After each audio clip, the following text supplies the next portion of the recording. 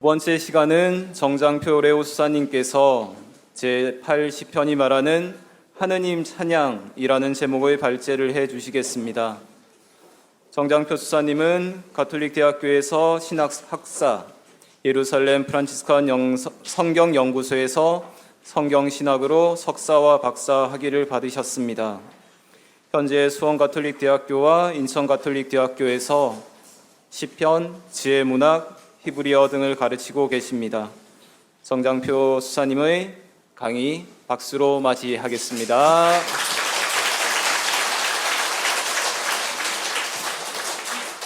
네, 방금 소개받은 정장표 레오입니다. 여러분 이 이제 이 강의 자료를 받았기 때문에 강의 자료를 보면서 할 수 있도록 그렇게 저는 진행을 하겠습니다. 그리고 제가 이제 말할 것은 이제 들어가는 말에 그렇게 적어놨듯이 사실 이 자리가 찬미 받으소서가 아니라 피조물들의 노래죠.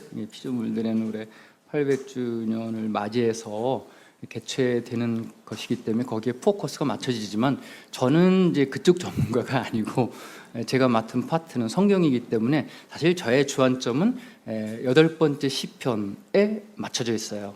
그리고 이제 언급은 조금 뒤에 부분에 가서 하겠지만 제 나름대로 피조물들의 노래에 대해서 좀 언급하는 그 피조물들의 노래에 관해서는 굉장히 작은 부분이 되겠습니다. 그래서 8번째 시편에 대해서 이제 제목이 말해 주듯이 8번째 시편이 말하는 하느님 찬양은 어떤 것인가? 여러분들이 그 성경을 대해 보셔서 아시지만 성경 안에는 그 성서들이 많이 있잖아요. 그리고 각 성서마다 하느님을 이해하는 그 내용이 다양하죠. 다를 수가 좀 있는 것이죠.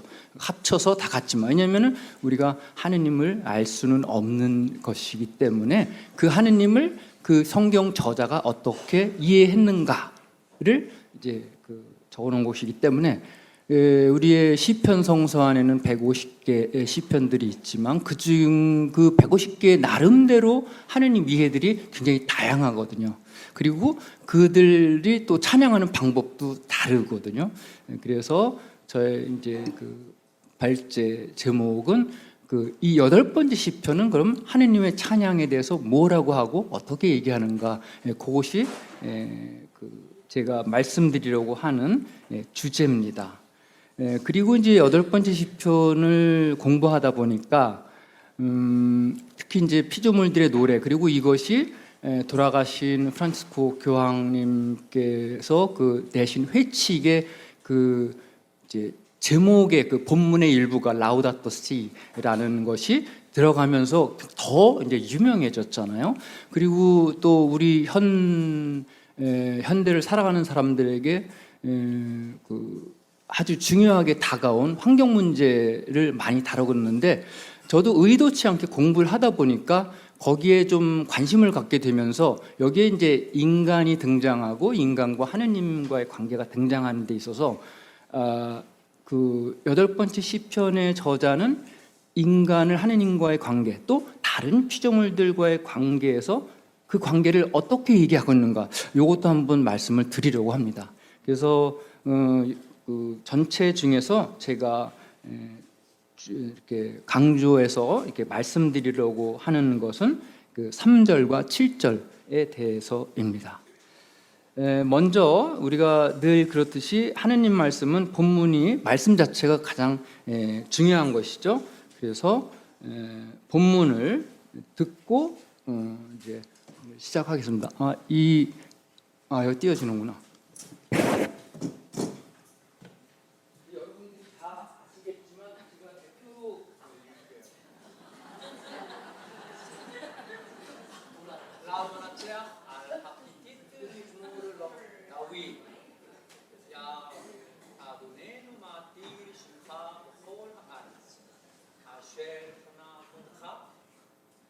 하샤마임.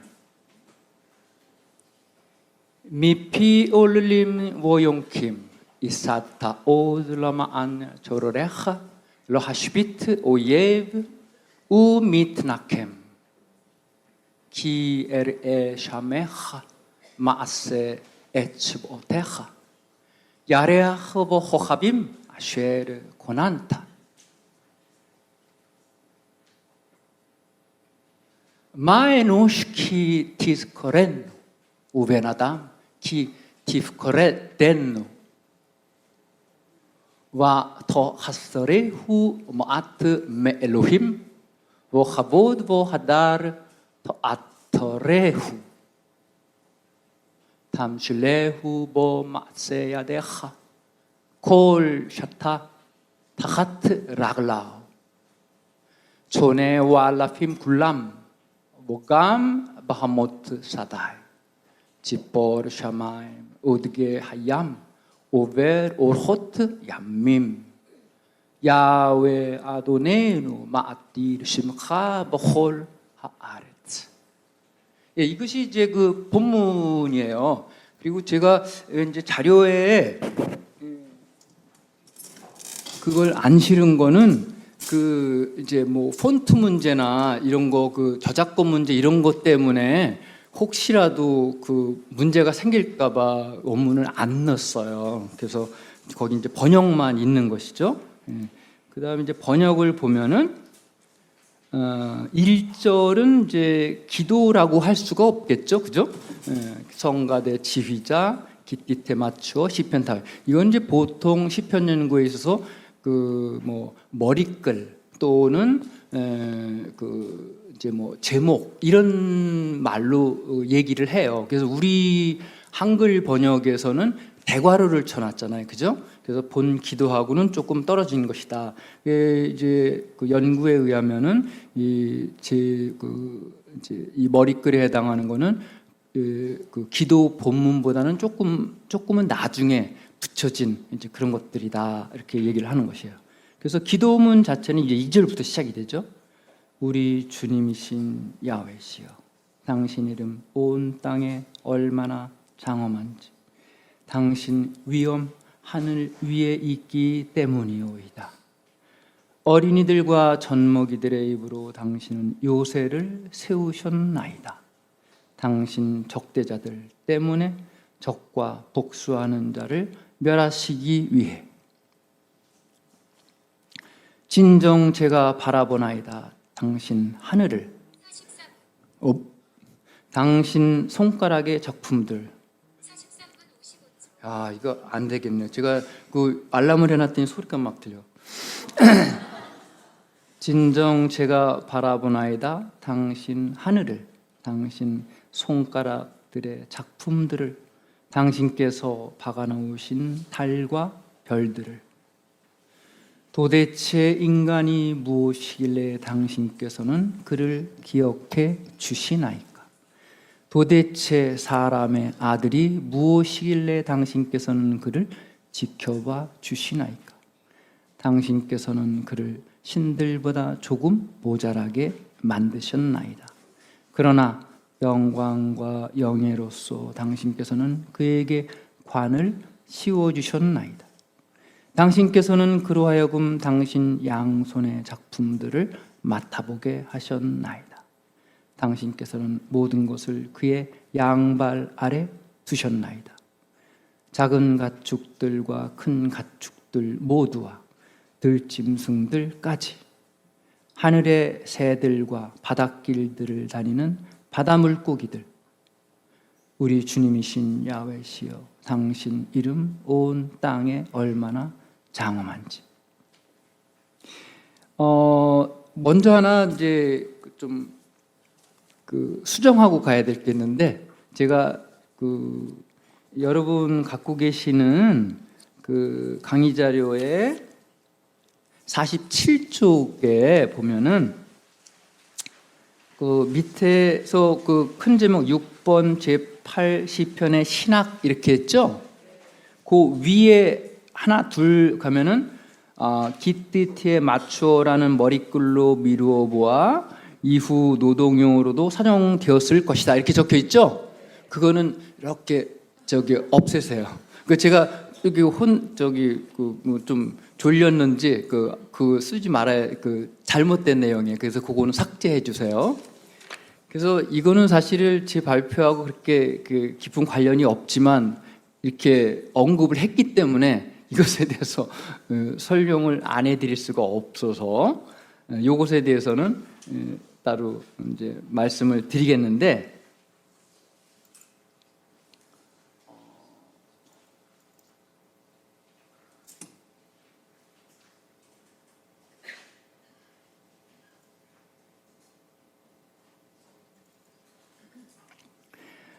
아까 말씀드렸듯이 본 기도와 조금 이렇게 구별되는 것을 우리가 이제 머리글이라고 했는데, 그 머리글은 오늘날 이렇게 보면은 이해 가능한 것도 있지만 이해 불가능한 것들이 더 많아요.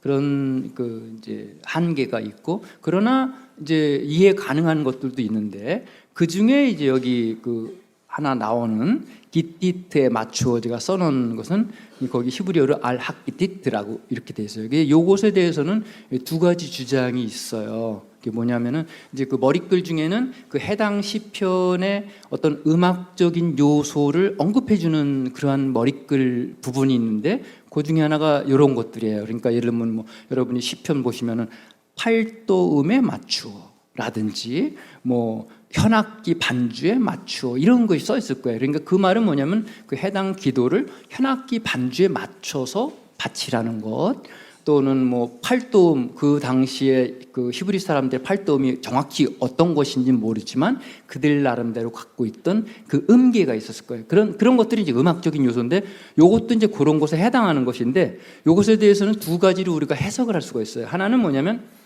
이 기띠트라는 말을 기띔이라고 이제 읽을 수 있는 거예요. 기띔이라는 건 뭐냐면, 이제 여러분들이 성경 보면 가트 지방이라는 지명이 나와요. 그리고 이제 다윗이 샤울에게 쫓겨다닐 적에 그를 추종하던 사람들이 있는 중에, 그것을 나중에 이제 우리 번역에서는 왕이 된 다음에 친위대라고 번역하는데, 그 친위대는 여러 지방에서 온 사람들이 있었어요. 그 중에 가트 지방에서 온 사람들도 있었는데, 이제 문화적인 그것이 있으니까 그 당시에도 자기가 늘 사용하던 악기라든지 또 노래를 부를 적엔 가락이라든지 이런 것이 있었던 거예요. 그래서 요렇게 해석을 할 경우에는 가트 지방 악기 반주에 맞추어 요 기도를 바쳐라, 이렇게 이제 해석을 할 수가 있는 거예요. 그래서 그렇게 할 수가 있고, 그 다음에 이제 두 번째는 어떻게 또 읽을 수가 있냐면은 이또트라고 읽을 수가 있어요. 이또트는 뭐냐면, 가트라는 말이 있어요, 히브리 말에. 그거는 뭐냐면, 가트는 우리는 이제 포도주 문화가 아니지만, 이게 나오나 모르겠네. 이제 이런 거죠. 예를 들면 안 나오네. 여기 이제 요거는 형상화한 건데, 그 당시 이제 포도주 문화에서는 포도주를 만들기 위해서 포도 밟는 곳이 있어야 됐어요. 그러니까 그 구조를 보면은 여기서 사람들이 밟아요. 막 밟고, 그러면 여기 이제 침전문들이 가라앉고 즙만 여기를 통해서 내려와서 여기에 고이게 되고, 여기에 이제 침전물이 가라앉고 나중에 이제 발효가 되면은 포도주가 되는 것이죠. 이런 것인데, 이런 것을 가트라고 그래요, 히브리 말로. 그리고 이제 실제 고고학 발굴에 의하면은 요건 이제 실제 것이죠, 고고학 발굴. 그래요, 아까 말씀드린 여기서 밟고 요 구멍을 통해서 여기로 들어가서 고여 있다가 발효되는 거예요. 여기 이제 이런 부분이 있다는 건 뚜껑이 있었다는 것이죠. 그래서 이제 저걸 하는데, 저는 안 해봤지만 포도주 밟는 게 굉장히 힘들다고 그래요. 거기는 이제 포도주 문화 그런 거고, 저는 어렸을 적에 어떤 기억이 있냐면, 탈곡, 그러니까 추수할 때 되면 탈곡기 하는데, 볕단 이거 굉장히 힘들거든요. 그때 이제 어른들이 왜 그래서 노래해요. 그런 이제 노동요죠. 그래서 노동요 가락이 이들도 저 포도를 밟을 때 했던 노동요가 있을 거라는 거죠. 그래서 그 가락에 맞춰서 이 기도를 바쳐라, 이렇게 이제 해석을 할 수 있는 거예요. 그래서 좀 의견이 갈리지만, 예를 들어서 그 이제 왔다 갔다 하는구나. 이게 좀 힘드시죠? 그래서 포도주 노동효과락이라고 보는 견해들은 70인역, 또 신마쿠스역, 또 그 예로니모의 히브리 시편, 그리고 이제 오늘 현대 번역에서는 그 이탈리아 번역이 이렇게 보고 있고, 가트 지방 가락에 맞춰라고 보는 거는 이제 그 아람어 번역인 타르굼, 그 다음에 현대 번역들 중에서는 엘리치라는 분이 그 쓴 시편 해설서가 있고, 거기 그다음에 란첼로티라는 이탈리아 분이 쓴, 거기에는 저렇게 보고 있는 거예요. 그래서 그것이 이제, 근데 그래서 이렇게 얘기를 해야 되는데 제가 이제 착각을 해갖고 거기 본문 안에 넣었어요. 그래서 그거는 삭제. 예, 거의 그거에 대해서는 요 정도로 마치고, 그럼 이제 본격적으로 한번 우리가 본문을 볼 텐데, 이 본문 전체나 해설은 여러분이 읽어보시면 되겠고, 그 주안점 아까도 말씀드렸듯이 그 하느님 찬양을 8번째 시편은 어떻게 이해하는가, 그리고 하느님과 인간, 인간과 다른 피조물들의 관계를 어떻게 이해하고 있는가, 요것에 좀 포커스를 맞추겠습니다. 먼저 이제 그 3절을 보면은 이제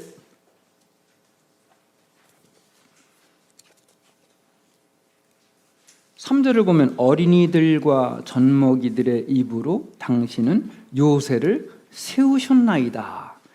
이 말이 조금 이제 난해한 부분이죠, 이해가. 예를 들면 우리가 일단 요새라고 하면은 재료가 요새를 세우셨다고 그랬잖아요. 근데 그 재료가 어린이들과 젖먹이들의 입이라는 거예요.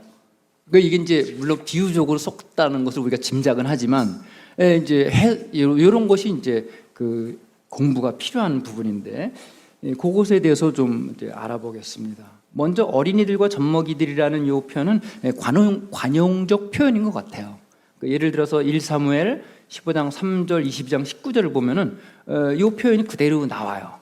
그래서 뭐 예를 들면은 어린이에서 젖먹이까지 거기 많은 사람들이 모여 있는 중에 그 성년들, 그리고 미성년들, 그러니까 성인과 미성인들을 구분할 때에 이렇게 어린이에서 젖먹이, 이렇게 이제 표현을 하는 걸 볼 적에 이거는 집합명사로서 관용적 표현이다라는 것을 한번 먼저 말씀드리고, 두 번째 보고 싶은 것은 지혜서 10장인데, 지혜서 10장 20절부터 21절을 보면 이렇게 돼 있어요.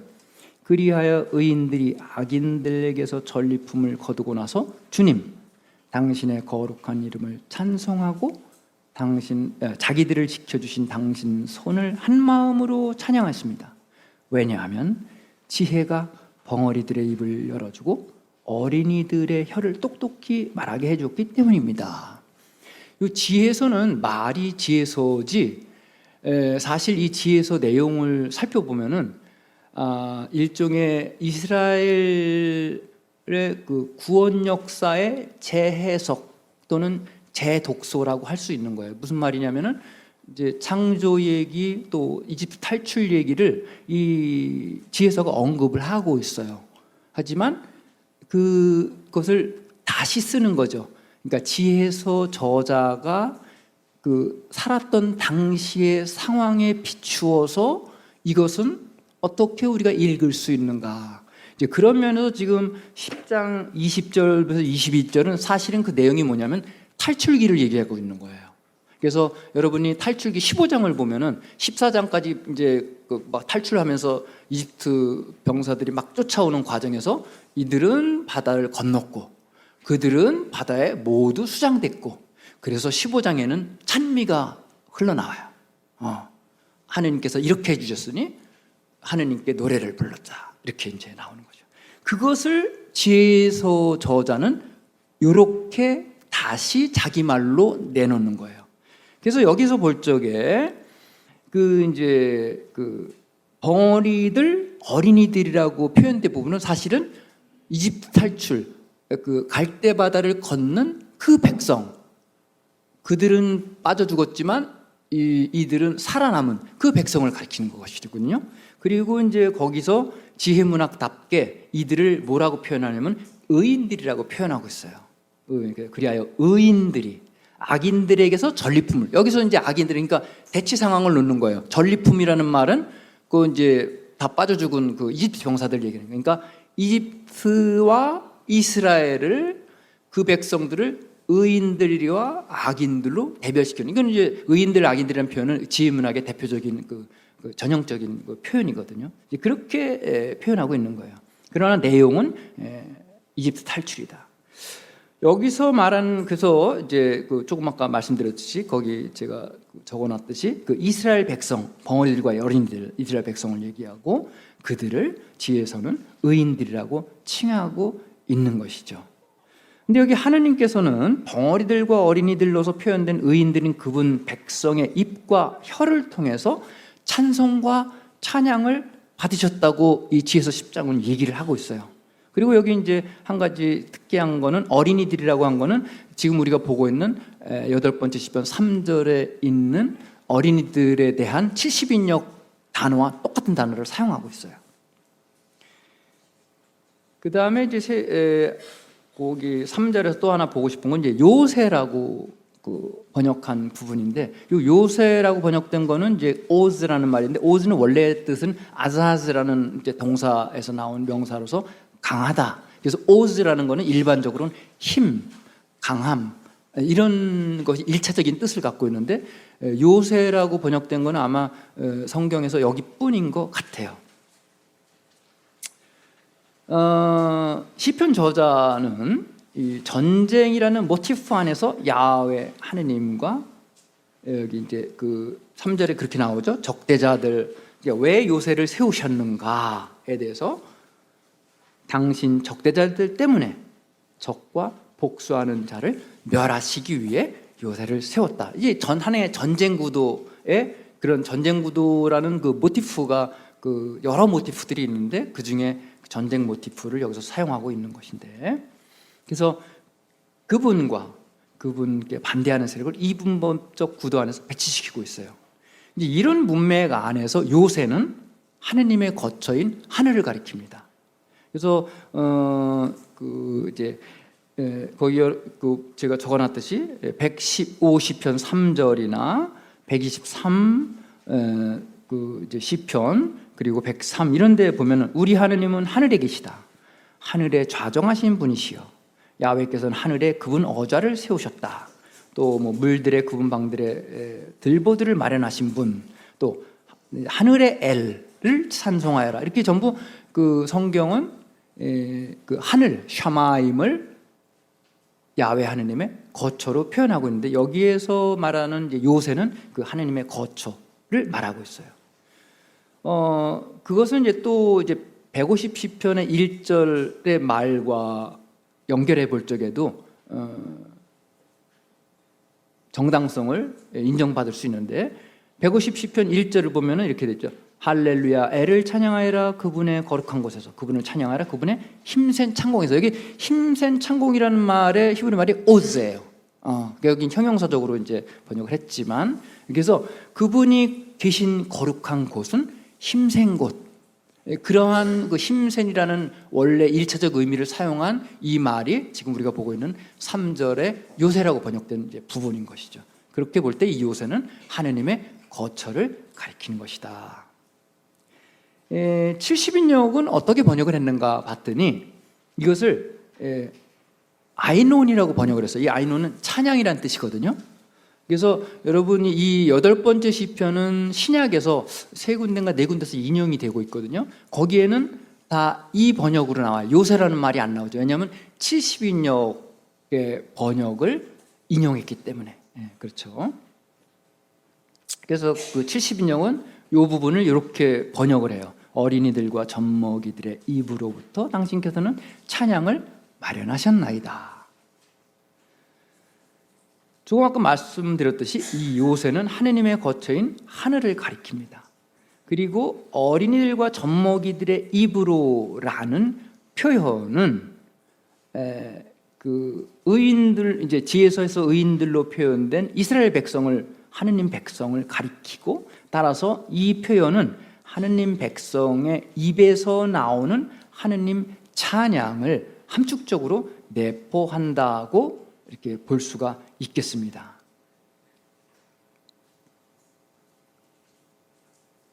그래서 이 3절은 저는 이렇게 해석을 하고 이제 알아듣고 싶은 것이죠. 야훼 당신께서는 당신을 섬기는 의로운 이들의 입에서 흘러나오는 찬양과 찬송으로서 하늘에 있는 당신 거처를 마련하셨습니다. 3절의 의미는 이런 것이라는 거죠. 이거는 이제 그 20편 4절을 보면은 딱 들어맞아요. 왜냐하면 20편 4절을 어떻게 표현하냐면 이스라엘의 찬양들 위에 좌정하신 분이라 그래요. 하늘에 좌정하신 분이라는 안 하고 이스라엘의 찬양들 위에 좌정하신 분이라 그래요. 그죠? 그러니까 이들은 어떻게 이해를 하냐면 하느님은 항상 저 위에 계신 분. 그러니까 우리가 창세기 1장을 볼 적에 그 창조의 때에 물이 있었는데 그걸 갈라놓으셔갖고 윗물과 아랫물이 있었는데 윗물을 우리가 샤마임, 하늘이라고 하는 것이죠. 거기가 늘 하느님의 거처로 인식되어 왔고, 그것을 이 시편 기도들은 이스라엘의 찬양들로 이루어졌다고 보는 것이죠. 그것을 8번째 시편은 이렇게 이제 얘기하는 것이죠. 어린이들과 젖먹이들의 입으로 요새를 세우셨다, 이렇게 얘기하는 것이죠. 이렇게 볼 때 하느님 백성이 바치는 찬양은 성전의 구성 요소가 되며 재료가 되는 것이죠. 하느님께 드리는 찬양 제물이라고 말할 수가 있습니다.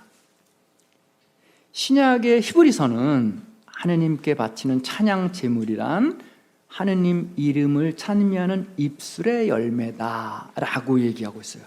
읽어보면은 그러므로 우리는 그분을 통하여 항상 하느님께 찬미의 제사 곧 그 이름을 고백하는 입술의 열매를 바칩시다. 이러한 사상은 이 3절의 신학사상과 일맥상통한다고 하겠습니다. 또 1베드로서는 그 하느님 백성, 이제는 한 걸음 더 나아가서 하느님 백성 자체가 영적인 집 건축에 쓰이는 살아있는 돌이라고 얘기를 해요. 1베드로서 2장 5절은 이렇게 얘기하죠. 여러분 자신들도 산 돌들로서 영적인 집으로 세워졌습니다. 그리고 이제 쭉 넘어서서 4절까지는 이제 계속 제가 바라보나이다 하면서 하늘 쪽을 해요. 그러면서 요거는 점층적으로 좀 읽어야 그 맛이 나는데, 처음에는 어떻게 했냐면 당신 하늘을 조금 쉬고, 근데 그 당신 하늘을 봤더니 거기 뭐가 있냐? 당신 손가락들의 작품들이 있어요. 그럼 그 당신 손가락들의 작품들이 뭐냐? 이렇게 이제 점층적으로 끊어 읽어야지 좀 맛이 나는 거죠. 당신 하늘을, 당신 손가락들의 작품들을, 당신께서 박아놓으신 달과 별들을, 이렇게 이제 읽어야 되는 거예요. 그래서 이 4절까지는 이 기도자의 초점이 하느님과 그분께서 만들어 놓으신 작품들, 그러니까 달과 별들이라고 해가 빠진 거 보니까 분명히 어두울 때 바친 거예요. 이건 팩트죠. 그래서 이제 그런 것인데, 그런데 5절에서 갑자기 분위기가 전환이 됩니다. 도대체 인간이 무엇이길래 당신께서는 그를 기억해 주시나이까? 도대체 사람의 아들이 무엇이길래 당신께서는 그를 지켜봐 주시나이까? 이걸 이제 우리가 보통 의문문은 그러냐 아니냐를 요구하는 것이 의문문인데, 이거는 그렇지가 않아요. 내가 하는 말을 강조하기 위해서 의문문의 형식을 취해서 말하는 것이죠. 이런 건 이제 수사학적 의문문이라고 하는 건데, 이거는 하느님의 그 사랑이 자기한테 미친 것에 대해서 어떻게 표현할 길이 없지만 이 사람은 이렇게 표현을 하고 있는 것이죠. 인간에게 베푸신 하느님의 이제 그 대표적인 언어가 헤세드인데 자애가 넘친다. 그래서 내가 뭔데 저를 그렇게 기억해 주고, 내가 뭔데 저를 그렇게 지켜봐 주십니까? 그런 것이죠. 그러면서 이제 눈길이, 하느님의 꽂혔던 눈길이 다시 자기에게로 돌아가면서 자기를 포함한 피조물들을 얘기하고 있어요. 6절 이하에서는.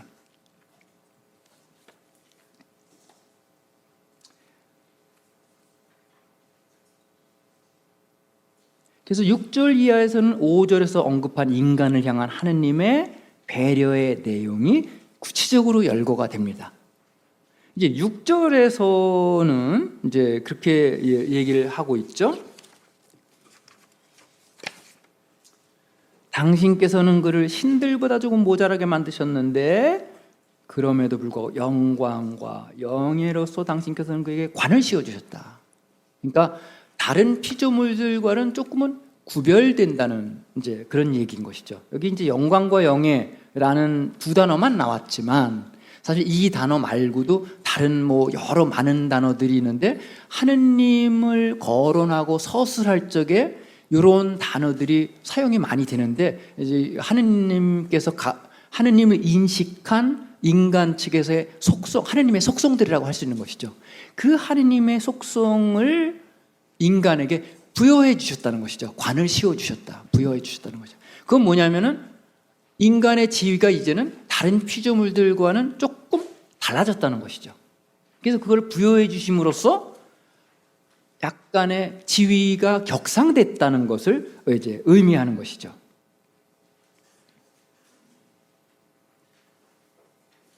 그래서 인간의 영광과 영예는 하느님께로부터 오는 것이며 이를 통해서 인간은 하느님의 속성을 띠게 됩니다. 그래서 다른 피조물들과 비교해 볼 때 인간이 신적 지위로 격상됨을 의미하는 것이죠. 이거는 이제 우리가 창세기에 보면은 버첼렘 엘로힘, 하느님의 모상대로 창조하셨다라는 말을 우리가 연상해 볼 수 있는 이제 그러한 대목이죠. 그러면서 이제 7절에서는 이것이 이제 제가 서두에 3절과 7절에 대해서 중점적으로 말씀드리려고 한다고 그랬잖아요. 7절을 보면 당신께서는 그로 하여금, 인간으로 하여금 당신 양손의 작품들을 맡아보게 하셨다. 여기서 이제 그 작품들이라는 그 단어는 우리가 이미 봤던 그 4절에 당신 손가락의 작품들하고 똑같은 단어예요. 그런데 여기 이제 손가락들의 작품들이라고 했고 여기는 당신 양손의 작품들이라고 했는데 거기서는 이제 그 하늘 창공에 이 사람이 바라보고 있는 뭐 달과 별 그다음 어두웠으니까 보이진 않지만 해, 그 나머지 것들 하느님께 그러한 좀 신비스러운 이제 그런 것들을 얘기하는 것이고 여기에 있는 당신 양손의 작품들은 자기를 포함한 이제 그 피조물들을 얘기하는 거예요. 이 피조물들을 언급을 하면서 사실은 세 개의 대표적인 공간을 다 언급을 하고 있어요. 뭐냐면은 8절에서는 이제 그 들짐승들이겠죠. 기어다니는 그러니까 가축, 들짐승. 9절을 보면은 창공의 새들, 창공이라는 공간, 땅과 창공과 그 다음에 물 공간, 바닷길들을 다니는 바다 물고기들. 그래서 이렇게 간단하게 표현은 했지만 사실은 하느님께서 창조하신 전 세계를 가리키는 대표적인 공간을 언급함으로써 전체 피조물을 가리킨다고 해요. 근데 이 피조물들과 인간과의 관계를 뭐라고 얘기하냐면 그것들을 인간으로 하여금 맡아보게 하셨다. 거기에 사용된 단어가 마샬이라는 단어예요. 이 마샬이라는 단어는 동사로서 두 가지로 해석이 될 수가 있는데 하나는 다스리다, 통치하다, 지배하다 이렇게 해석이 될 수가 있고 다른 하나는 관리하다, 맡아보다라고 해석을 할 수가 있어요. 이제 우리 성경에서는 다스리다가 뭐 지배하다가 이렇게 되어 있을 거예요. 근데 저는 맡아보다라고 번역을 했어요. 그걸 이제 설명을 드려야 되겠죠. 70인역을 보니까 70인역은 어떻게 번역을 했냐면 카티스테미라는 단어로 번역을 했어요. 그래서 카테스테사스 아우톤 에피타 에르가톤 헤이런 수. 그러니까 여기 이제 당신 성들의 작품들을 맡아보게 하셨다. 그래서 카티스테미는 그 마샬의 두 번째 의미와 같은 의미의 동사인 것이죠. 그래서 제가 혹시 영어 번역을 잘못했까봐, 거기 그 안에 보면은 그 제가 사전을 참고했잖아요. 그 사전에 있는 영어 해석을 써놓은 거예요. To set one over a thing 또는 to set one in charge of a thing. 어떤 걸 관리하게 한다는 것이죠. 이런 의미는 우리가 뭐와 비교해 볼 수 있냐면은 성경을 보면은 이런 구절들이 있어요. 1열왕기 4장과 16절에 보면 우리 한글로는 국내 대신이라는 표현이 나와요. 근데 사실 히브리어 원문을 보면은 국내 대신이라는 명사는 없어요. 그러면 히브리 말에서는 어떤 표현이냐 하면은 제가 시간이 나한테 주어진 시간이 아직 아닌데 50분까지잖아. 이거 좀 띄워주시겠어요? 여기 보면은 이제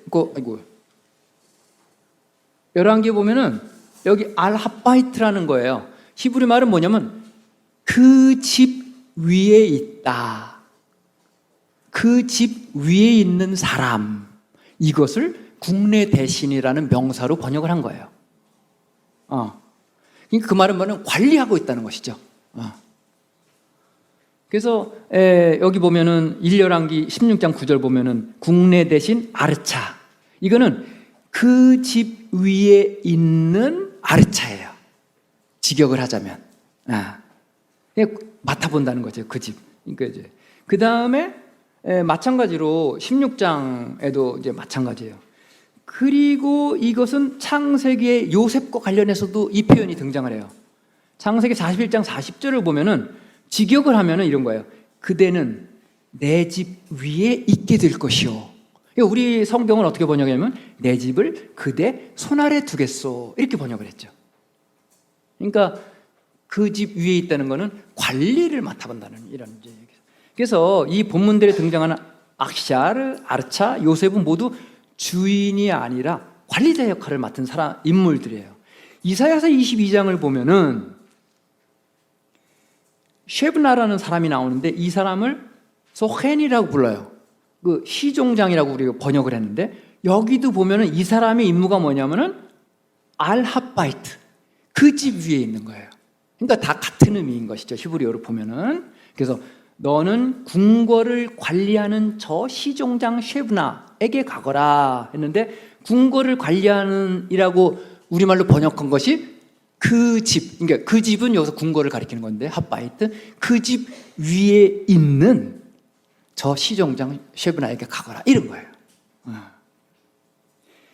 창세기 24장을 보면은 여기는 더 확실한 것이 나와요. 아브라함이 자신의 모든 소유를 맡아보는 자기 집에 나이든 자기 종에게 말했다. 창세기 24장 2절을 보면은 여기 우리말로 맡아보는이라고 번역된 것이 마샬잖아요. 동사. 거기에 이제 분사형인데. 그래서 여기는 아까 제가 말씀드렸죠. 마샬이라는 거는 두 가지로 해석을 할 수가 있다. 하나는 지배하다, 다스리다. 또 하나는 맡아보다, 관리하다. 근데 분명하게 우리 한글 번역인데 여기는 마샬을 지배하다, 다스리다라고 번역 안 했고 맡아본다라고 번역을 했어요. 지금까지 살펴봤을 때 이 마샬 동사의 의미에 근거해 볼 때 인간과 다른 피조물들과의 관계는 소유자와 소유물의 관계가 아니라 인간이 다른 피조물들을 맡아서 관리하는 관계임을 알 수가 있는 거예요. 인간은 다른 피조물들을 자기 마음대로 할 수 있는 소유자나 지배자가 아니라 그들의 관리를 맡긴 주인인 야훼 하느님의 뜻에 따라서 그들을 돌보아야 하는 관리자인 것이죠. 자, 이렇게 해서 요것을 마치고 나머지 이제 제가 이 8번째 시편에 대해서 그 내용, 그 다음에 요 내용을 요약한 부분, 그리고 그것을 한번 이렇게 그 도표로 구조를 봤을 때 이러한 구조를 갖고 있다라고 하는 것들은 여러분이 좀 개인적으로 이렇게 보시면은 될 것 같아요. 근데 이제 한 가지 또 언급을 안 할 수가 없는 게 시편을 해설할 적에는 반드시 해야 되는 게 있어요. 반드시 해야 되는 게 문학 유형을 규정하는 거예요. 요거는 조금 이제 그 설명이 이제 필요한데 보니까 그 저기 수녀님께서 논평에 질문해 줘서 거기 있어요. 그래서 너무 고맙더라고. 이 시간을 아낄 수가 있잖아요. 그때 말씀을 드릴게요. 그래서 이제 이렇게 그 기록이 전해주는, 기록이 내포하고 있는 의미를 자세하게 분석을 하는 것이 일차적으로 해야 될 일이에요. 그것이 선행되지 않고 신학을 얘기하면은 이게 정광훈처럼 되는 거예요. 자기 말만 하는 거야. 그래서 요것은 필수적으로 따라야 돼요. 뭐 시편을 하든 성경 어디든. 그래서 요 후에 신학을 얘기할 수가 있는 거예요. 이것에 근거해서. 그래서 여기서는 이제 여러 가지 중에서 아까 말씀드렸듯이 두 가지만 제가 언급을 한다면, 먼저는 인간과 다른 피조물들의 관계는 어떤가? 모든 피조물의 주인은 하느님이라는 거. 이거 우리가 잊으면 안 되는 거예요. 하느님께서는 이처럼 인간을 특별하게 영광과 영예로서 관을 씌워주심으로써 특별하게 창조하시고 다른 피조물들을 맡아보게 하신 것이죠. 그래서 우리 인간의 신원, 아이덴티티는 뭐냐면은 아까 얘기했던 소헨, 그 이제 쉐브나가 했던 그 궁지기, 또 이제 그 복음에 나오는, 복음에 보면 청지기라는 말이 나와요. 이게 이제 오이코노모스인데, 이런 청지기요 그 궁궐을 관리하는 그 사람의 역할이 바로 인간의 다른 피조물들과의 관계에서 볼 때 인간의 신원이다. 그리고 이제 이 8번째 시편은 찬양을 어떻게 얘기하는가? 아까 말씀드렸듯이 이 찬양을 직접적으로 요새의 재료라고 얘기를 하고 있어요. 그래서 우리의 찬양은 그냥 추상명사가 아니라 실질적으로 하느님께서 거처하시는 하늘 요새의 재료로 사용되는 실질적인 물건이다라는 것이에요. 그래서 우리는 그 물건을 계속 공급을 해야 돼요. 우리의 기도는 끊이면 안 돼요. 왜냐? 더 그런 것은 루카복음을 보면은, 루카복음 4장 13절을 보면은 예수님께서 그 유혹받으신 거 있잖아요. 루카복음만 그렇게 얘기해요. 다음 기회를 노리고 물러갔다. 이게 우리 그 있잖아요. 사탄은 방학이 없어요. 휴가가 없어요. 우리가 잊어버리면 안 돼요. 예수님께서 다시 오시는 날까지 경계해야 돼요. 그래서 그 요새는 그러한 하나님께 반대되는 적대 세력으로부터 하느님 백성을 방어한다는 이런 개념을 갖고 있는 것이죠. 그리고 그 재료는 우리의 찬양이에요. 보수도 해야죠. 고쳐야죠. 그러니까 우리의 찬양은 끊어지지 않고 계속 가야 된다는 것이죠. 5분밖에 없네요. 이제 언급을 이 정도면은 제가 하고 해야 될 일은 다 한 것 같고, 반면에 이제 아까 말씀드렸듯이 그 피조물들의 노래에 대해서 잠깐 언급한 것은, 저는 이제 이것을 보면서 라베느라에서의 일화를 떠올리게 됐어요. 왜냐하면은 8번째 시편은 하느님을 찬미가 우러나오려면은 자기가 얼마나 보잘것없는 존재고, 그럼에도 불구하고 하느님께서 얼마나 잘 보살펴 주셨는가에 대한 그 은혜에 대한 기쁜 성찰이 있을 때 누가 시키지 않아도 그냥 나오는 거예요. 고맙습니다. 당신 찬미합니다. 근데 이 라베르나에서 그 프란체스코가 그렇게 얘기를 해요. 자기가 두 가지 빛을 봤다는 거예요. 하나는 창조주를 알고 이해하는 빛이고, 다른 하나는 나 자신을 알고 이해하는 빛인데, 그 하느님은 어떤 분이시냐? 너무나 크신 분, 좋으신 분, 무한하신 선. 근데 그 나는 뭐냐? 가장 미천하고 가증할 만한 벌레다. 극적인 대비를 하는 것이죠. 그래서 저는 이걸 보면서 8번째 시편과 그 피조물들의 노래를 바친 프란치스코의 그 하느님 찬양의 동기는 같은 그러한 자기에 대한 깊은 성찰과 하느님의 사랑에 대한 깊은 성찰이 바탕이 된 것이 아닌가 이렇게 봤어요. 그리고 이제 거기 제가 적어놓은 아이고 넘어갔네.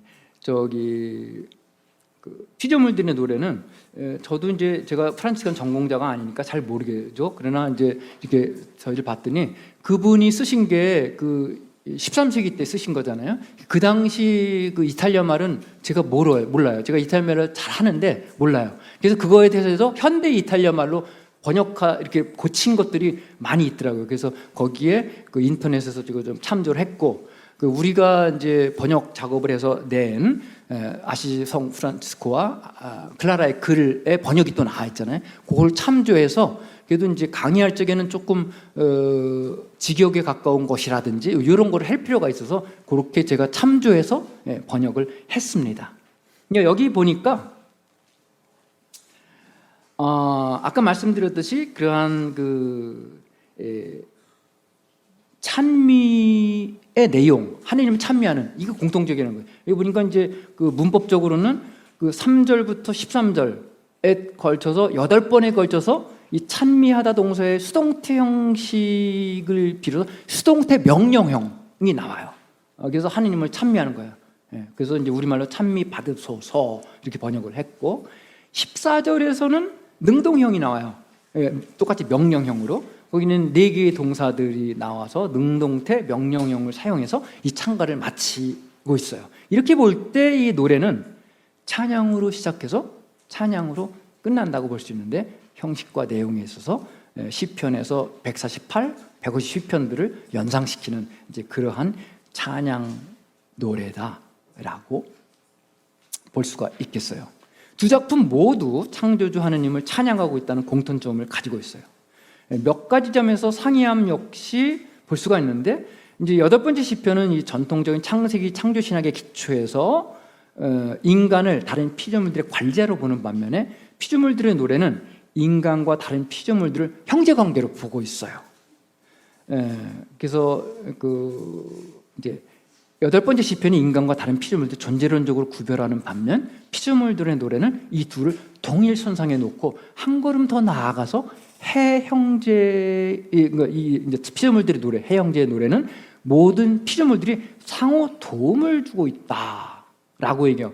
땅과 관련해서는 조금 더 하나 부연해서 땅이 우리를 부양하고 보살핀다 이렇게 얘기를 이제 하고 있더라고요.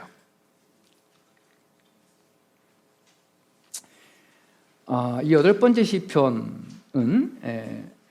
제가 설명은 안 하고 건너뛰었지만 문학 유형상 찬양 시편에 속하는 시편입니다. 그리고 이 시편이 말하는 하느님 찬양이란 하느님 백성의 입에서 흘러나오는 창조주 하느님의 거처인 하늘 요새를 구성하는 재료예요.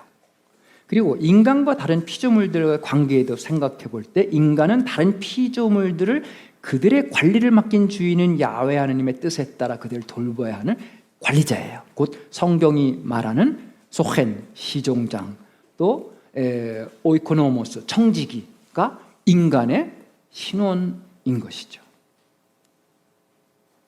아우구스티누스 성인은 입과 목소리뿐만 아니라 양심과 생활과 행동을 통해서 주님을 찬미하라고 말씀을 하세요. 이것은 마테오복음이 전하는 말씀과 일치하는 내용이에요. 마테오복음 5장 16절을 보면은 이처럼 여러분의 빛이 사람들 앞에 빛이여 그들이 여러분의 좋은 행실을 보고 하늘에 계신 여러분의 아버지를 찬양하게 하시오. 그래서 이 프란치스코 성인은 우리 모두가 알고 있듯이 그분의 몸 전체에 예수님을 모시고 다녔던 분이시죠. 그래서 이분은 아우구스티누스 성인이 말하는 찬미를 그분의 삶 자체로 살아낸 분으로서 피조물의 노래는 이러한 그분의 삶에서 자연적으로 우러나온 하느님 찬미라고 생각합니다. 감사합니다.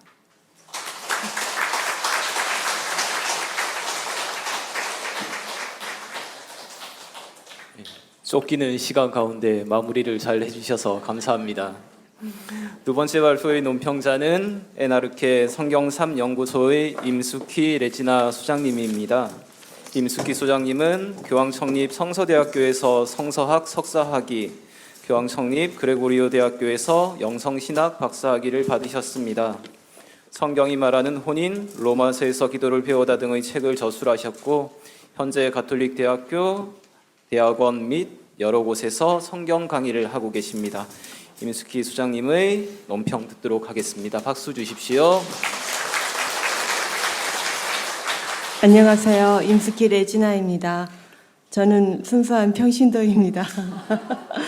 오늘 그 수사님을 생애 처음으로 만났는데 그 몇십 년 전에 제가 그 켄터키 출신인 프란치스코의 일본 성경연구소에서 50년 동안 성서를 번역하고 계시는 신부님을 만난 적이 있습니다.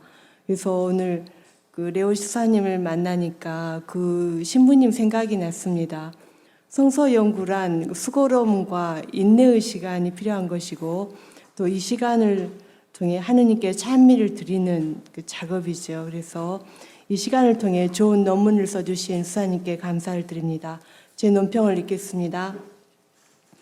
2019년 교황청 성서위원회는 급변하는 과학 문명 시대에 가톨릭 교회가 하느님의 계신 성경 말씀을 토대로 인간에 대한 이해를 설명해야 할 필요성 때문에 교회 역사상 최초로 성경 인간학에 대한 문헌을 발표했다. 우리나라에는 박영식 신부님이 번역하신 성경 인간학이라는 제목으로 출판되었습니다. 이 문헌의 주 제목은 시편 8편 5절의 질문, 인간이 무엇이게이다. 인간의 정체성과 신비에 대한 탐구는 항상 질문으로 시작되고 질문으로 마무리된다. 인간에 대한 물음은 어느 시대나 어느 사람의 답변으로 완결되는 것이 아니라 시대와 환경에 따라 항상 새롭게 제기되고 다양하게 답변할 수 있기 때문이다. 수사님의 논문 제8 시편이 말하는 하느님 찬양은 이런 가톨릭 교회의 성경 연구 흐름에서 좋은 사례라고 할 수 있다. 수사님의 논문은 시편 8편의 형식과 내용, 삶의 자리 탐구를 통해서 이 시편의 문학 유형이 찬양 시편에 해당한다는 것을 밝힌다. 특히 이 시편 몸통이라고 쓰셨는데 좀 낯설은 용어였지만 흥미롭습니다. 이 시편 본문에 해당하는 구절들은 찬양 동기를 밝힌다. 시편은 하느님 앞에서 자기 삶의 모든 것을 남김없이 정직하게 토설하는 남자와 여자들의 온갖 사연을 담은 책이다. 그들의 사연은 기도 형태로 우리에게 전달되어 기도란 하느님 앞에서 자신의 삶을 남김없이 아뢰는 것임을 가르친다. 시편집 안에 여러 가지 기도 유형이 등장하는데 가장 중요한 기도는 찬미 기도이다. 주님을 찬미하여라. 내 영혼아 기쁠 때나 슬플 때나 항상 주님을 찬미하여라. 오늘날 우리가 잃어버린 기도는 바로 하느님 중심적인 찬미 기도가 아닐까. 시인들이 하느님을 찬미하는 동기는 다양하다. 모든 시대의 독자들에게 하느님을 찬미할 이유를 가르친다. 각 개인의 구원 체험, 이스라엘 공동체에 하느님이 개입하신 체험, 하느님의 개인적 속성에 대한 이해 체험, 우주 만물을 지배하는 하느님의 권능 체험은 모두 시편의 남자와 여자들이 하느님을 찬미하는 동기가 된다. 이 논문은 특히 시편 8편에서 하느님 찬미와 동기와 관련된 구절을 깊이 있게 주석하면서 오늘날 우리가 상실한 하느님 찬미 자세를 회복하도록 공고한다.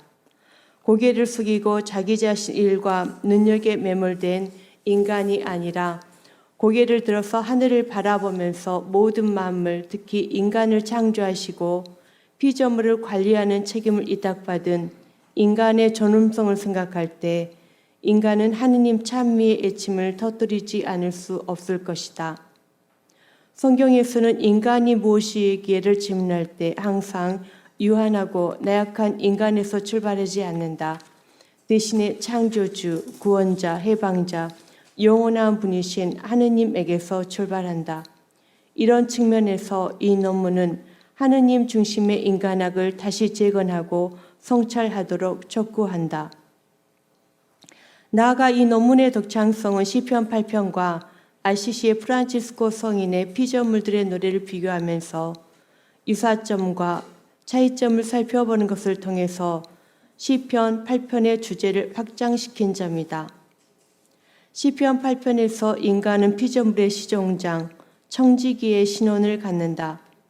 그런데 프란치스코 성인의 피조물들의 노래에서는 한 걸음 더 나아가 피조물과 거리를 둔 인간이 아니라 피조물을 형제와 자매로 여기면서 상호 돌봄을 받는 인간으로 발전된다. 이런 관점은 오늘날 인간과 자연의 관계를 상호 돌봄으로 규정한다는 측면에서 생태윤리 및 자연에 대한 인간의 책임의식의 확장에까지 이르도록 초대한다. 성경 연구를 하면서 개인적으로 더욱 필요한 분야가 있다면 성경과 영성의 결합, 성경과 성인들의 성경 읽기 사례 연구라고 항상 생각해왔다. 교종 베네딕토 16세는 2010년에 세계 주요 대의원회의 후속 교황 공고인 주님의 말씀을 반포하면서 성경 말씀을 자신의 시대와 문화에 육한 가톨릭 교회 성경 주석가들의 본보기로 많은 성인과 성녀들을 소개하고 있다. 이런 교회 흐름에서 이 논문은 단지 시편 8편의 성경 주석에 머물지 않고 시편 8편이 중세 시대에 살았던 프란치스코 성인의 삶에 이 시편이 미친 영향을 보여준다는 점에서 성경과 영성의 통합적인 차원을 소개하고 있다고 할 수 있다. 이러한 논의는 몇천 년 전에 기록된 시편이나 중세 성인의 창가라는 텍스트 차원의 연구에 머무는 것이 아니라 오늘날 인간의 생태적 감수성, 인간 이해, 공동체 윤리와 직접적으로 연결될 수 있는 신학적, 영성적, 인문학적 자산이 된다. 마지막으로 이 논문의 저자인 정장표 수사님에게 연구하면서 하신 체험과 성찰과 관련하여 몇 가지 질문을 하고 싶다. 첫째, 저자는 시편 8편의 문학 유형이 찬양 시편임을 규정하기 위해 이 시편의 형식, 내용적 특징들과 삶의 자를 살펴보았습니다. 왜 이 시편의 문학 유형이 찬양 시편임을 밝히는 것이 이 시편 이에 중요하다고 여겼는지 학문적인 배경이 궁금합니다. 시편 8편의 문학 유형에 대해 이 시편을 찬양 시편의 범주에 넣는 견해와 이것을 비판하거나 재해석하는 학자들의 주장에 대한 설명이 첨가된다면 저자의 연구 배경을 파악하는 데 더욱 도움이 되겠습니다. 둘째, 시편 8편과 창세기에 나오는 창조에 관한 본문의 유사성을 설명하셨습니다. 시편 시인에게 하느님에 의한 인간 창조는 자신의 존엄성을 깨닫고 하느님을 찬미하는 계기가 됩니다. 1969년 아폴로 우주선을 타고 인류 최초로 달에 착륙한 우주 비행사는 달의 장엄한 광경을 바라보면서 시편 8편을 깊이 묵상했다고 합니다. 시편 8편과 아폴로 우주선의 관계는 단지 상징적 연결을 넘어서 인간 존재에 대한 경외심, 우주와 인간의 관계, 그리고 신학과 과학에 대하라는 면에서 깊이 있게 연결할 수 있습니다. 약 50여 년의 세월이 흐른 지금 2025년에 인간은 AI 시대에 살면서 과학 문명의 발전 앞에서 아폴로 우주선의 비행사처럼 인간 창조에 대한 경외심, 우주와 인간, 하느님과 관계에 대해 하느님을 진심으로 찬미할 수 있을까요? 시편 8편의 저자가 살았던 시대와 우리 시대가 많이 차이가 있는데 어떤 공통점을 찾을 수 있을지 저는 궁금했습니다. 우리 시대 하느님 중심의 신학과 인간학을 회복하려면 우리 신앙과 영성 생활에서 어떤 실천이 필요할까요? 셋째, 저자는 시편 8편 6절 해설에서 이렇게 말합니다. 인간의 영광과 명예는 하느님께로부터 오는 것이며 이를 통하여 인간은 하느님의 속성을 띠게 됩니다. 또한 다른 피조물과 비교해 볼 때 이는 인간이 신적 지위로 격상됨을 의미합니다. 그리고 창세기 1장 26절 28절을 참조하라고 하셨습니다. 하느님께서 인간을 당신 모습대로 히브리어로 하면 버젤렘 엘로힘인데요. 창세기 1장 27절 창조하셨다고 하는 말과도 그 맥을 같이 합니다. 창세기 1장 26에서 28절을 토대로 하느님께서 인간을 당신의 모습대로 창조했다는 것의 의미에 대해서 더 구체적인 의미를 알고 싶습니다. 우리가 신앙생활에서 하느님의 모습대로 창조되었단 말을 자주 사용하지만 실제로 그 정확한 의미가 무엇인지 잘 모르기 때문에 질문했습니다. 히브리어 버젤렘은 구체적으로 어떤 의미입니까? 시편 8편의 인간 이해는 창세기 1, 2장 인간 이해와 어떻게 연결됩니까? 네, 좋은 발표를 해주신 수사님께 감사드립니다.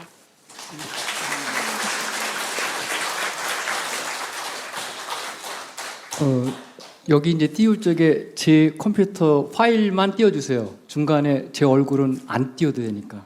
네. 왜냐하면 지금 이제 파일을 제가 준비를 했는데 여러분들 안 갖고 계시거든요. 그래서 이 파일만 계속 띄워주세요. 일단은 논평을 해주신 데 대해서 너무 감사드립니다. 이 논평을 통해서 이 부족한 부분이나 또 제가 그 부족해서 채워야 됐던 부분들이 늘 있어요. 근데 그런 것을 논평자가 잘 이렇게 지적을 해주시거든요. 저한테는 고맙고 또 시간적으로 한정돼 있는데 시간을 더 주셨잖아요. 그래서 근데 이제 3개나 주셨으니까 제가 45분 더 써야 되겠어요. 첫 번째 질문은 이제 문학 유형을 밝히는 것이 이제 시편 이해에 대해서 중요한가 그랬는데, 요거는 이제 그 시편 연구사가 조금 이제 이해가 돼야 되는데, 그 시편 연구에서는 그 궁펠이라는 분을 언급을 안 할 수가 없어요.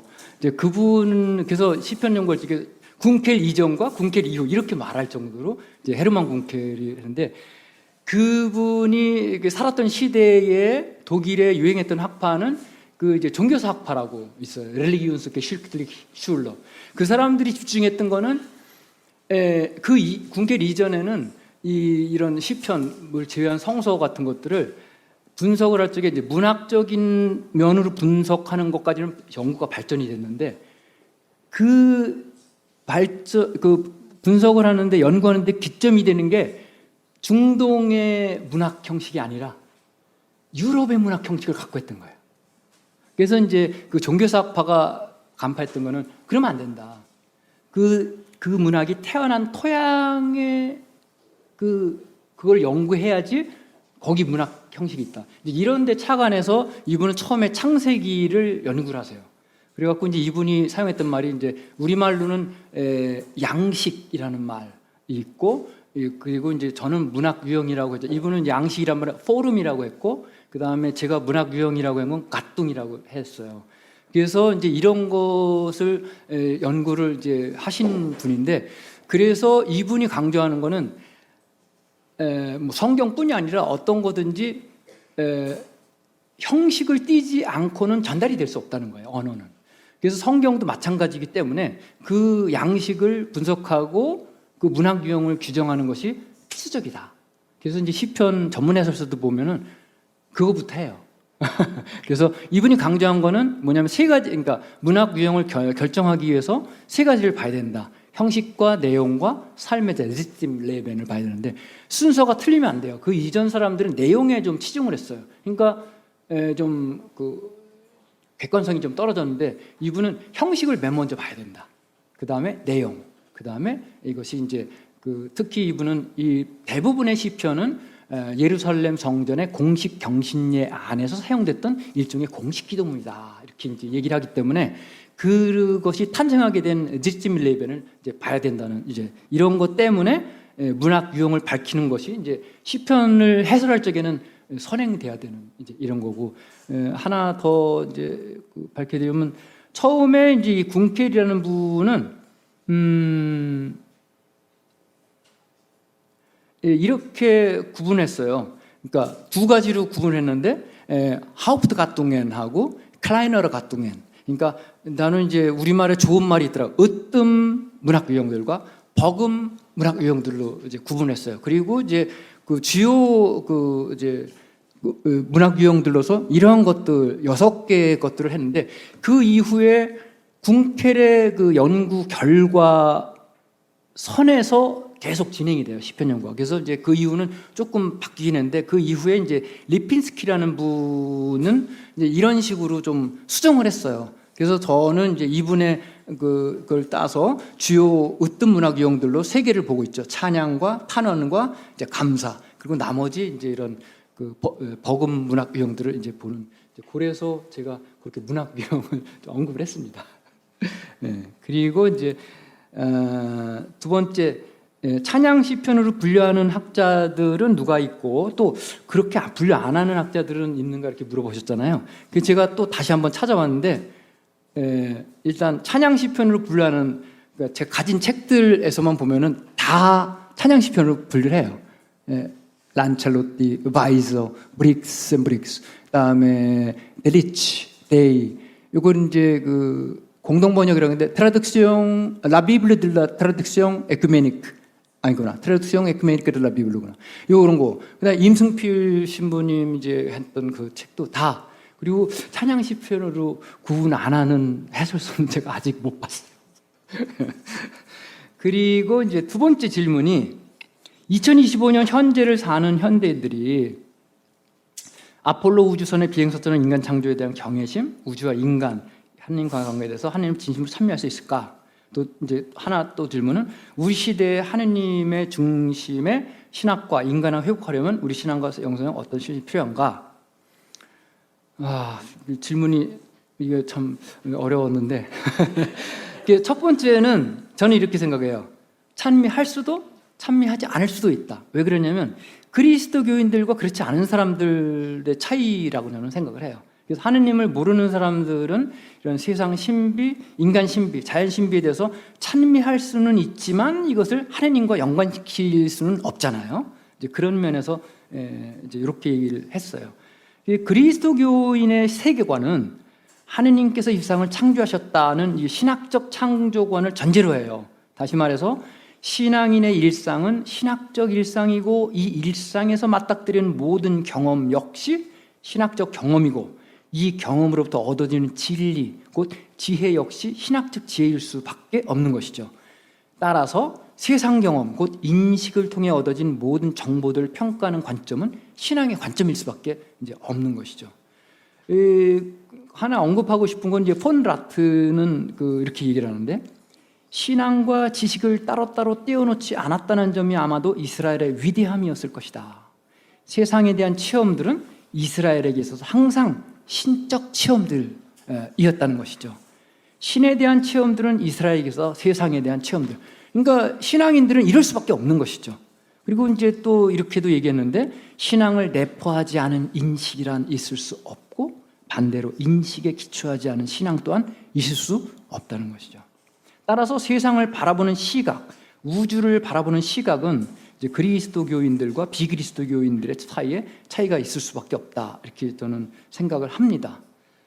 두 번째 이제 현대 사회인들이 어떻게 찬미할 수 있을 것인가 이런 건데 저는 이제 제 생각입니다. 시편 성서에 보면은 쉬르 하다슈라는 말이 나와요. 새로운 노래 등장을 하는데 시편 성서 외에도 이사야서와 또 유디서에도 이제 이 쉬르 하다슈라는 말이 나오는데 우리 삶의 순간순간 하나님을 느끼면서 그분과 함께 살아갈 때 매 순간이 그분의 은총 안에 삶일 수 있는 것이죠.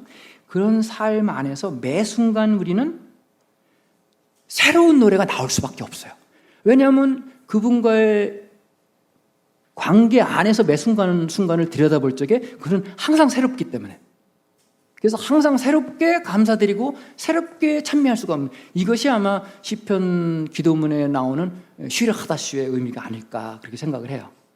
하느님의 자애로 중병에서 벗어난 이 30번째 시편 기도자는 마지막 절에서 이렇게 얘기해요. 그래서 당신께 시편 노래 불러드리리다. 내 영광은 잠자코 있지 않으리이다. 내 하느님 야훼시여 영원토록 저는 당신을 찬미하오리다. 이제 이것이 우리가 할 수 있는 실천이라고 저는 생각합니다. 초대 그리스도 공동체는 이러한 찬미의 삶을 살았고, 사도행전 2장 47절이 말하는 대로 온 백성에게서 호감을 얻었다라는 것이죠. 아까 말씀드렸던 마테오복음 5장 16절을 다시 한번 언급하고 싶습니다. 이처럼 여러분의 빛이 사람들 앞에 빛이요 그들이 여러분의 좋은 행실을 보고 하늘에 계신 여러분의 아버지를 찬양하게 하시오. 세 번째 질문, 요거는 조금 어려운 질문이었는데, 이제 창세기 1장 26절 28절을 토대로 하나님께서 인간을 당신 모습대로 창조했다는 것의 의미에 대해서 더욱 구체적인 의미를 알고 싶습니다. 이렇게 이제 얘기했는데, 일단 이제 본문을 봐야겠죠. 본문은 이렇게 되어 있습니다. 하나님께서 말씀하셨다. 우리 모습으로 우리와 비슷하게 사람을 만들자. 그래서 그가 바다의 물고기와 하늘의 새와 집짐승과 온갖 들짐승과 땅을 기어다니는 온갖 것을 다스리게 하자. 하나님께서는 이렇게 그분 모습으로 사람을 창조하셨다. 하느님의 모습으로 사람을 창조하시되 남자와 여자로 그들을 창조하셨다. 하느님께서 그들에게 복을 내리시며 말씀하셨다. 자식을 많이 낳고 번성하여 땅을 가득 채우고 지배하여라. 그리고 바다의 물고기와 하늘의 새와 땅을 기어다니는 온갖 생물을 다스려라. 이 26절과 28절 잘 지적을 해주셨는데, 이 내용을 보면은 8번째 시편하고 굉장히 밀접하게 관련이 있어요. 왜냐하면은 일단 이제 하느님의 모습으로 창조됐다는 것은 물론이고, 다른 피조물들과의 관계 안에서 8번째 시편이 대표적인 세 개의 공간을 언급하고 있는 그 공간이 여기 다 나오거든요. 먼저 이제 첼렘이라는 말은 70인역의 번역을 보면 더 쉽게 이해할 수 있을 것 같아요. 70인역은 에이콘이라고 번역을 하고 있어요. 우리 이콘 잘 아시죠? 이콘의 원래 발음 그리스 말이 에이콘이에요. 그 모습이죠. 우리 베로니카 성녀가 예수님을 찍었다. 이거는 이제 만들어낸 사실로 없는 거지만 하여튼 전해 내려온 거죠. 예수님 십자가 지고 하시는 예수님 찍어냈더니 예수님의 그 모습이 그 손수건에 그대로 찍혔다. 그것이 이제 그 모습, 그것을 의미해요. 첼렘. 그 다음에 이제 비슷하다는 말은 이제 너무트라는 말인데, 이것과 연관해서 두 가지 점을 좀 언급해 드리고 싶어요. 하나는 인간은 하느님의 대리자다.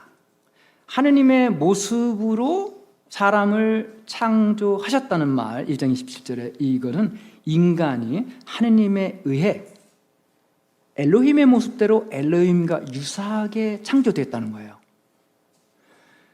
8번째 시편은 인간의 하느님 모습에 관해 언급하는 창세기 1장 26절 28절 이후에 나오는 유일한 본문이다라고까지 얘기해요. 이게 이제 폰 라트가 이제 한국 신학연구소에서 나온 오래된 거지만 국제성서 주제서라는 거에서 시편을 보면 거기는 이제 폰 라트가 해설한 것을 우리말로 옮겼더라고요. 굉장히 명쾌하게 설명을 하시는데, 이 폰 라트는 거기서 이렇게 얘기를 하시는 거예요. 8번째 시편을 언급하시면서 인간의 하느님 모습에서 결정적인 것은 인간 이외의 세계에서의 그의 기능이다. 곧 하느님께서 인간을 그분의 모습으로 창조하신 것은 그에게 하느님의 대리자로서 창조된 세계를 다스릴 수 있는 능력을 부여하셨다는 의미로 알아들어야 한다는 것이죠. 두 번째는 하느님 모습의 인간 안에서의 유전적 지속성. 요거는 이제 창세기 5장 3절을 좀 볼 필요가 있는데, 창세기 5장 3절을 보면은 아담이 자식을 낳아요. 그래서 아담은 130세 되었을 때 자기와 비슷하게 제 모습으로 아들을 낳아 그 이름을 셋이라 하였다.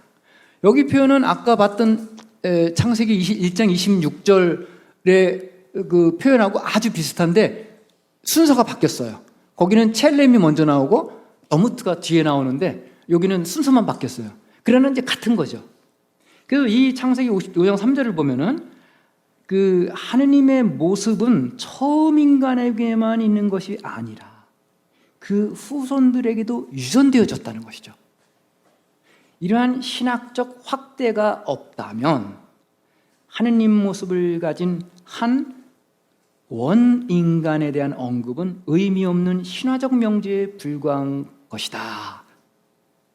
다시 말해서 그냥 그 이제 세상 창조와 연관해서는 이스라엘 주변 국가에서에도 비슷한 창조 이야기들이 많이 나와요. 여러분들이 들어보시면 뭐 길가메시 이야기라든지 이런 데 보면은 거기에서 얘기하고 있는 그 이제 인간과 신들 간의 관계하고 이스라엘의 창세기가 얘기하는 것과는 비슷한 면도 있지만 그들이 흉내낼 수 없는 이스라엘의 독창적인 면이 있는데 그게 바로 이런 것이라는 거죠. 거기는 그냥 인간이 도구예요. 거기 이제 뭐 길가메시 이야기 그런데 보면은. 근데 여기는 인간을 처음에 그렇게 창조 때 이게 잠깐 언급하는 것이 아니라 다시 한번 언급을 함으로써 인간은 지속적으로 하느님의 모습을 지니게 되었다는 유전적인 면까지 얘기하면서 이 제광계 전승의 편집자는 이러한 신학적 확대를 하고 있는 것이죠. 그래서 창세기 제광계 전승 편집자의 이러한 신학적 확대는 주변 문화들의 세상 창조 이야기 안에서의 신인간 관계 이해와 구별되는 이스라엘 야훼 신앙의 독창적인 점이기도 합니다. 이렇게 답변을 해드리면 될지 모르겠습니다. 네, 감사합니다. 네, 감사합니다.